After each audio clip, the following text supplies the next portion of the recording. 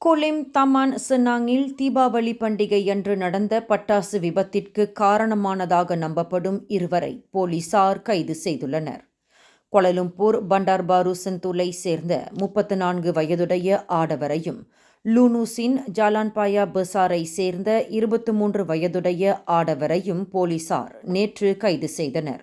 200 ringgit மதிப்புள்ள கிலாப்பா என்ற பட்டாசை வாங்கி அதனை சிலிண்டர் ஒன்றில் வைத்து பற்ற வைத்ததுதான் இவ்விபத்து ஏற்பட காரணம் என்பதை போலீசார் கண்டறிந்துள்ளனர்.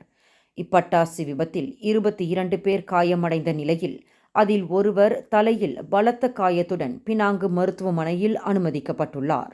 தற்போது இச்சம்பவம் வெடிபொருள் சட்டம் 1958 பிரிவு 8 மற்றும் தண்டனை சட்டம் பிரிவு 326 கீழ் விசாரணை மேற்கொள்ளப்பட்டு வருகின்றது. மேலும் செய்திகளை தெரிந்து கொள்ள கீழே இருக்கும் பெல் பட்டனை அழுத்துங்கள். உங்கள் மகிழ்ச்சியை வெளிப்படுத்த லைக் மற்றும் ஷேர் செய்யுங்கள். தொடர்ந்து திசைகளோடு இணைந்திருக்க சப்ஸ்கிரைப் செய்யுங்கள்.